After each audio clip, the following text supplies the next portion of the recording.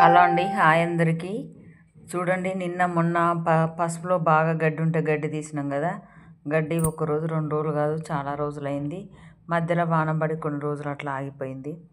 అటు ఇటు చేసి తిప్పలపడి అటు ఇటు చేసి గడ్డి కథం చేసినాం. ఇంకా మనము గడ్డి కథం చేసినాక ఏమైందంటే వర్షాలు బాగా పడ్డాయి కదా, ఒక వారం రోజులు.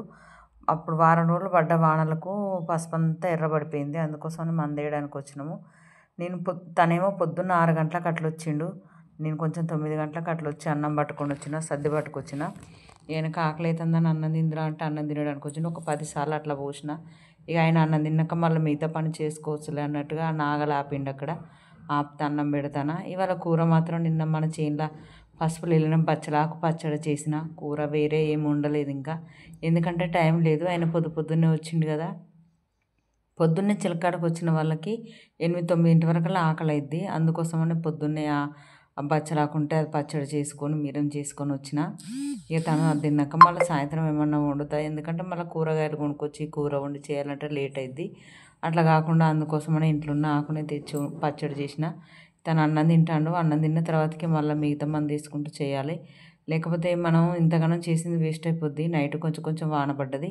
నైట్ పడ్డ వానకైతే ఫుల్గా టెన్షన్ అయింది. ఎందుకంటే అయ్యో గుంటక సాగదో ఏమో, పసుపులో వాన వస్తుంది కదా, మళ్ళీ గుంటక సాగకపోతే మళ్ళీ అక్కడెక్కడ చిన్న చిన్న మొలుపులు ఎత్తుంది పసుపులో. ఈ మొలుపును మళ్ళీ కలవలేము ఇంకా అంతంత కూళ్ళు పెట్టి అన్నట్టుగా కొంచెం బాధ అయింది. నైట్ పర్లేదు, అంతగానో మేము పర్లేదు.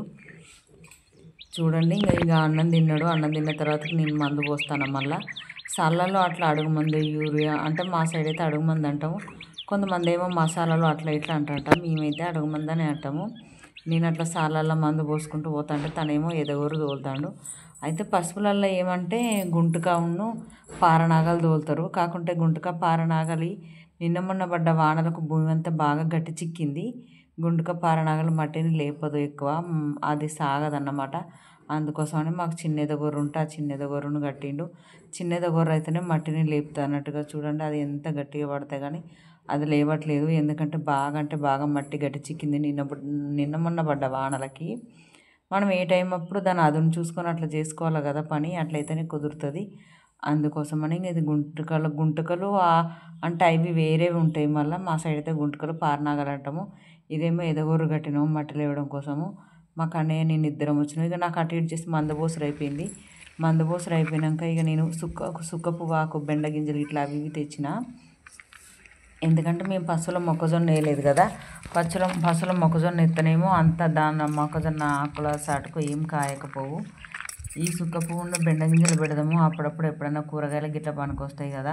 ఇటు కడలకు అటు ఇటు ఖాళీగానే ఉంది కదా భూమి అన్నట్టుగా వేస్తాను. చూద్దాము మరి సుక్క పువ్వు మొలుతుందా మొలవదా.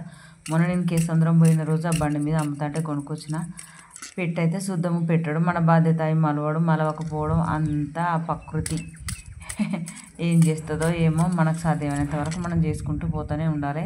గడ్డి లేకుండా గడిచినాం కదా, ఏదో ఒకటి అలా గింజ పడేస్తే అది ఎప్పుడన్నా ఒకసారి యూజ్ అవుతుంది కదా. ఏదైనా అది ఎప్పుడైనా ఒకసారి మనకు ఉపయోగపడుతుంది కదా అన్నట్టు బెండ గింజలను చుక్క పువ్వు తెచ్చిపెట్టిన. ఇంకా అవి మొలుతుందో మళ్ళీ చూద్దాం. మరొక రోజు తర్వాతకి అటు ఇటు చేసి ఆ చుక్క పువ్వు పెట్టుడు అయిపోయింది. మళ్ళీ ఇప్పుడు బెండ గింజలు పెడతాను.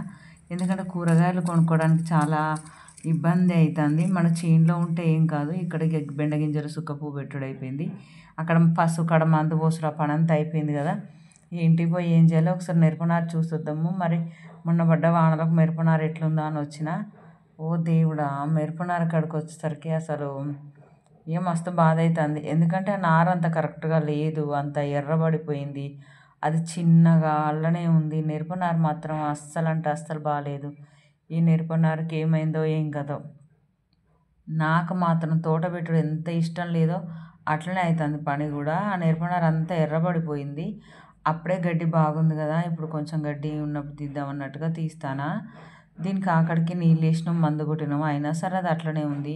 ఒకసారి నీళ్ళు కట్టి అడుగు మందు ఎత్తే బాగుండు. మరి వాళ్ళు మళ్ళీ నీళ్ళు వేయాలి మిరపనారుకు. అసలు మిరపనారు పేకలట్లేదు వానలకు. ఈ తోటతో వచ్చిన తలకాయ నొప్పి ఇది అయిపోయింది. ఇంకా మిరపనారు కాడ అటు ఇటు కూడా చూసిన తర్వాత అయిపోయింది. ఆ గడ్డి అంతా తీయట్లేదు, ఎందుకంటే అది అంత గట్టిగా అయింది. కొంచెం మెత్తపదంలో పీకితేనే బాగుంటుంది. ఇక అట్లనే పత్తిని చూసుకొని పోదాం ఇంటికి పోయే ముందని పత్తి కాడ నుంచి వచ్చిన. ఇవాళ కొంచెం కలుపు పని అవి ఇవి ఏం లేవు కదా. ఇక మందు పోసురు అయిపోయింది మధ్యాహ్నం వరకల్లా. ఇట్లనే పత్తులు చూసుకొని చిరకలని చూసుకొని మరి ఏ పంట ఎట్లుందో చూసుకొని పోదామని ఇట్లా పత్తిల నుంచి వచ్చిన. ఈ వీడియో నచ్చినట్టయితే లైక్ చేయండి, షేర్ చేయండి, సబ్స్క్రైబ్ చేసుకోండి.